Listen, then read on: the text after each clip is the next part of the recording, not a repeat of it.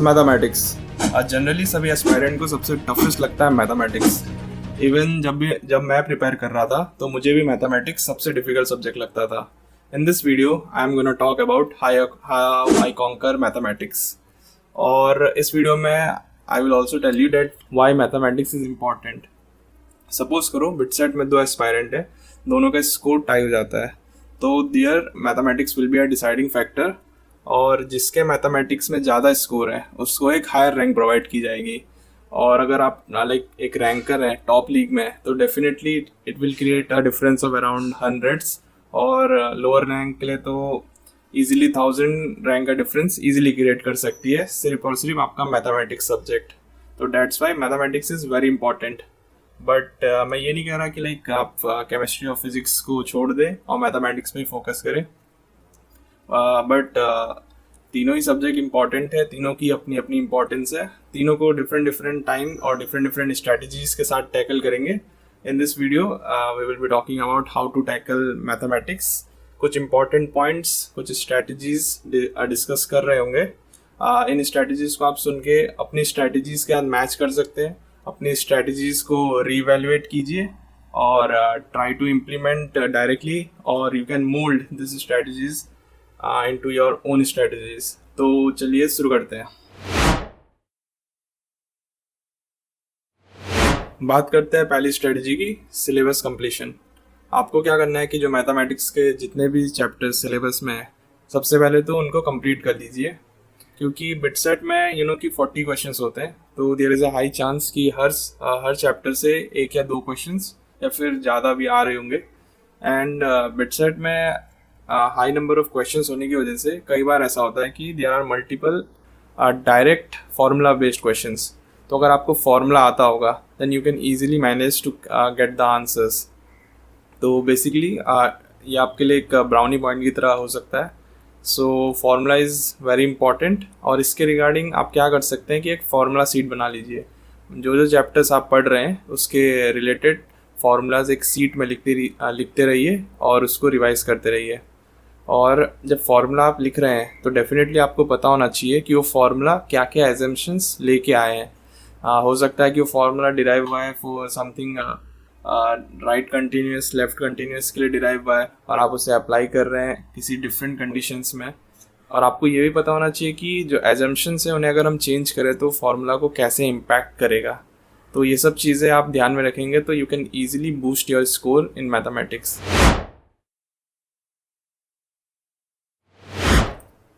Second strategy है कि जब आपके से चैप्टर्स आप पढ़ते हैं, टॉपिक्स आप पढ़ते हैं, तो उसके साथ साथ आप क्वेश्चंस लगाइए। अगर आपसे क्वेश्चंस नहीं बन रहे हैं तो इसमें घबराने की कोई बात नहीं है। This is a very common process, ये टाइम के साथ हो जाएगा। अगर आपसे क्वेश्चंस नहीं बन रहे हैं तो you can see solve examples या फिर सोल्यूशंस देख सकते हैं। जब आप सोल्यूशन देख रहे हैं और अगर आपसे वो क्वेश्चन बन गया तो देखिए कि डिफरेंस क्या है आपके अप्रोच में और जो सॉल्व एग्जाम्पल्स है या फिर सोल्यूशन है उनके अप्रोच में। उनमें से आप ट्राई कीजिए कि उसे पिक कीजिए जो आपके लिए इजी टू अंडरस्टैंड है और आपका टाइम बचा रहा है। बेसिकली जो शॉर्टेस्ट पाथ है उसे चूज़ करने की कोशिश कीजिए। बट ऐसा ना हो कि जो शॉर्टेस्ट पाथ है वो बहुत ही क्रिटिकल थिंकिंग के थ्रू आपको जाना पड़ रहा है, तब आप उसे अवॉइड कीजिए, बिकॉज एग्ज़ाम प्रेशर में it's difficult to think very critically. और बेसिकली उस स्ट्रैटेजी को यूज़ कीजिए, उस अप्रोच को यूज़ कीजिए जो आपका टाइम बचाए और इजी टू अंडरस्टैंड भी हो, क्योंकि कि BITSAT is an exam of speed and accuracy. So अगर आप स्पीड मेंटेन करके रखेंगे तो you can easily boost your score in BITSAT. Strategy 3 is very simple.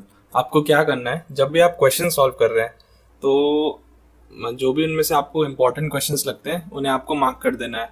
और जैसे सॉल्व करते समय कई बार ऐसा होता है कि कोई एक यूनिक क्वेश्चन दिख जाता है जिसे डिफरेंट अप्रोच के थ्रू सॉल्व करना होता है, या फिर कोई क्वेश्चन जो बहुत सारे कॉन्सेप्ट्स लगा के बना होता है, तो उसे आप स्टार मार्क कर सकते हैं, ताकि जब आप रिवीजन कर रहे होंगे तो आप उन क्वेश्चंस को रिविजिट कर सकते हैं और फटाफट सॉल्व कर सकते हैं।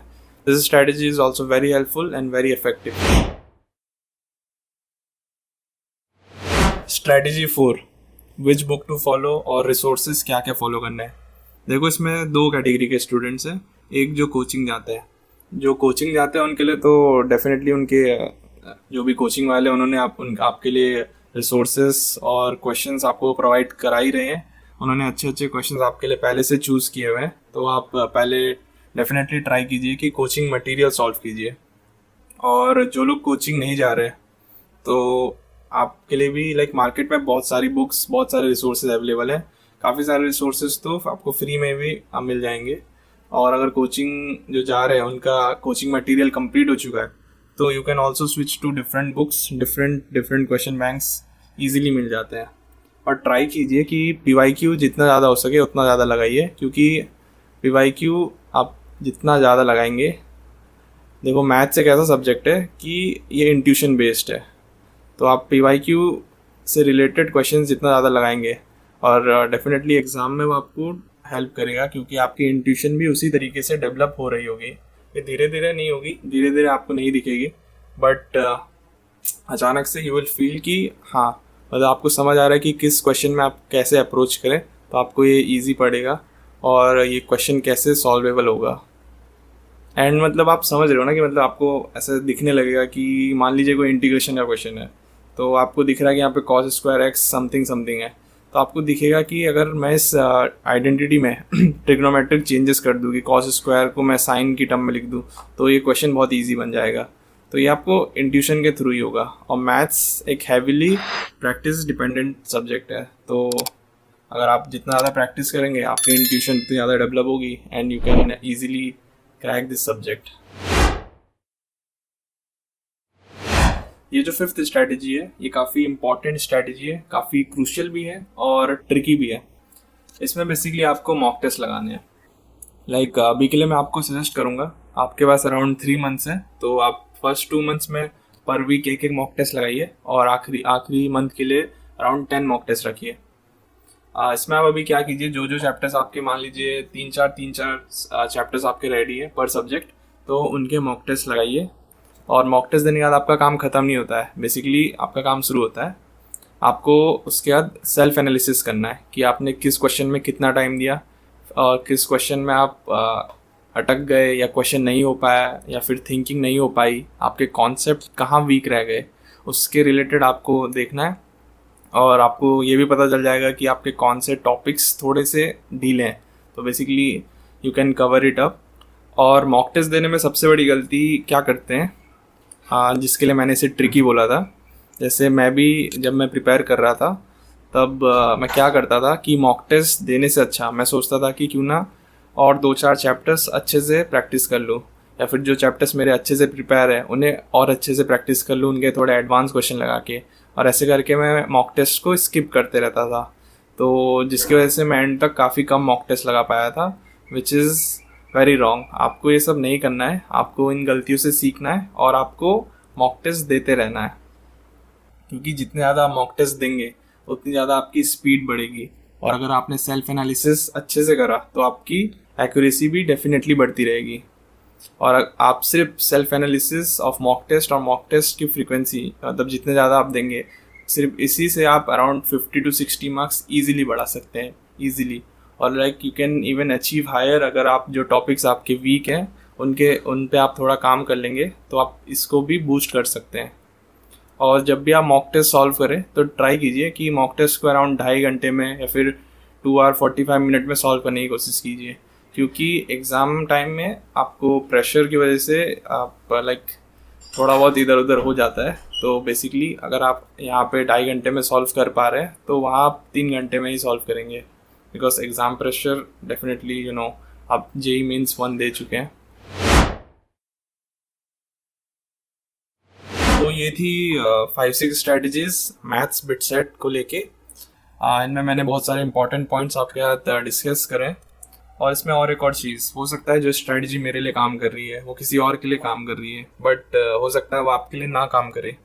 तो you know your self better. आप इन सारी स्ट्रैटेजीज़ में से आप अपने लिए जो भी बेस्ट स्ट्रैटेजीज़ है उसको चूज़ करके अपने हिसाब से थोड़ा बहुत सेव करके you can use it.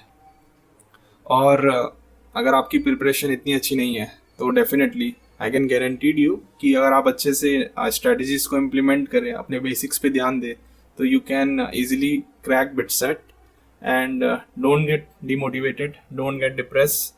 Keep grinding. आज की वीडियो के लिए इतना ही। मिलते हैं नेक्स्ट वीडियो में, तब तक के लिए keep grinding and pushing element.